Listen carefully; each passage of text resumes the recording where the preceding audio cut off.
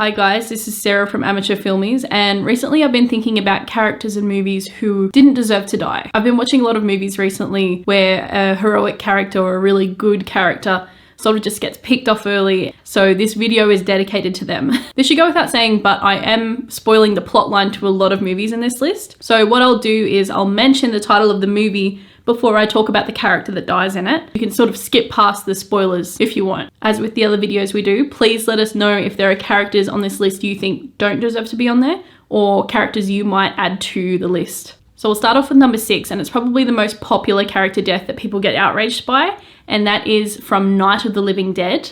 I've seen this character death be talked about for years, and that was the character death of Ben, who's played by Dwayne Jones. Now, the character of Ben managed to survive an onslaught of zombies when every other character had met their gruesome death. So Ben hides out in the basement when the zombies come in, and he only goes to the top when he hears a search party arrive. And when he goes upstairs, he's sort of unceremoniously sniped or shot by a hunter who mistakes him for a zombie. His lifeless body is then dragged into a pile of zombies and burned. Ben definitely did not deserve to die. He was extremely resourceful, and from the get-go he was working really hard to protect all the other survivors and protect himself as well. He boarded up the house, he started fires to keep the zombies away, he had a plan. And let's be real, he had to put up with a lot of stuff from very needy characters, so you know, I felt for him. Had he died from doing something heroic or sacrificing himself, his death wouldn't have been as bad, but the futility of his death felt like it was sending like a really strong message about racism, especially considering the time that the movie was made, like straight after the huge civil rights movements. Regardless, this is one death in a horror movie that we really could have done without.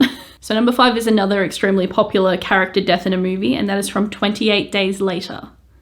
And that is the death of Frank. Frank is the no-nonsense dad of the zombie survivor group who works really hard to keep his young daughter and the other survivors safe from the rageful zombies that plague England. When you're first watching this movie, Frank's death and the very specific circumstances that surround it are very, very shocking. And when I first watched it, I was absolutely horrified and quite saddened. But his death was effective in showing us the unexpected and unforgiving nature of the rage virus, and it really upped the ante in the movie, I believe. Frank's death felt like the turning point in the film as well. He sort of represented the wholesomeness of humankind, and then once he dies, the rest of the movie takes a really, really dark turn and we see the really ugly side of human nature. So I thought that was interesting as well. I think the most painful part of Frank's death and the most undeserving part is when he realizes that he has been infected and he only has seconds before he's turned. He pleads with his daughter to stay away from him, and he tells her how much he loves her, and you can see him physically fighting the virus to try and get those last moments of humanity to sort of save his daughter, and it's just the saddest character death I've seen in a long time. So number 4 is from Kim Ji-woon's A Tale of Two Sisters. So while this particular death is the catalyst for the film's plot, the way it's executed feels extremely undeserving and extremely brutal. And that character death is Soo-yeon's. Upon returning from a stay at a psychiatric hospital, our protagonist Soo-mi is plagued by visions of her dead mother. She also starts to develop suspicions that her stepmother is abusing her little sister Soo-yeon and driving to tear her family apart. The biggest shock in this film comes when Soo-mi realizes that Soo-yeon has been dead the whole time and had actually died the same day that her mother did. Upon this realization, the ending of the film plays out what happened on that fateful day. The girl's father is planning to marry his dying wife's at-home nurse, and upon realizing this, the wife decides to take her own life, seeing as she's incredibly ill and her husband loves someone else. The mother decides to take her own life in her daughter's wardrobe, and upon seeing this, Soo-yeon is in shock and tries to shake her mother awake. This causes the heavy wardrobe to fall on Soo-yeon, and she's struggling to get out. The future stepmother, who is at the time the at-home nurse, hears the struggle and decides to go down to get help. Being a child, Soo-mi sees the woman who's trying to tear her family apart and begins to argue with her. The stepmother warns Soo-mi that if she continues to fight with her, she'll regret it for the rest of her life, and she doesn't understand the repercussions of that. Unbeknownst to her, in fighting her stepmother, she's stopping her from getting help for her dying little sister. Now, I understand the dramatic irony of that. Soo-mi is the one who inadvertently caused her little sister's death by stopping stopping her from getting help. But the stepmother could have done plenty of things to avoid this tragedy. And poor Soo-yeon is the victim of this test that the stepmother decides to give her older sister. It seems extremely unfair to both parties, especially Soo-yeon. So number 3 is from the original Texas Chainsaw Massacre. And he is a character that everyone loves to hate and everyone loves to hate on. But I'm here to present you with a different point of view. Franklin is the wheelchair-bound protagonist of Texas Chainsaw Massacre and is unwillingly brought on a road trip by his sister Sally. He struggles on the road trip to have the same access to cars and buildings as the other characters, and as a result he does complain a bit. A lot of people say that Franklin's character is very whiny and annoying, but I understand where he's coming from in his annoyances, because I personally don't have a disability, but if I did, I would be extremely annoyed about being dragged along to something where I didn't have the exact same access or it wasn't super comfortable. Franklin is also the target for Leatherface's brother, who they pick up on the road trip, and he decides to cut him and intimidate him. While the other protagonists are off checking out the Sawyer household, Franklin insists on staying with the van where it's safe. He is unwillingly dragged into the forest to investigate the fate of his friends. While investigating the forest with nothing but a flashlight and a slow-moving wheelchair, he is found by Leatherface and hacked by his chainsaw. I know it's important to note that Leatherface does not discriminate when it comes to his victims, but I just feel like Franklin definitely had a huge disadvantage and he's treated like this character that's very annoying and sort of deserved his fate, but he definitely didn't. He was dragged along against his will and died because of it. So number 2 is from Sam Raimi's Drag Me to Hell,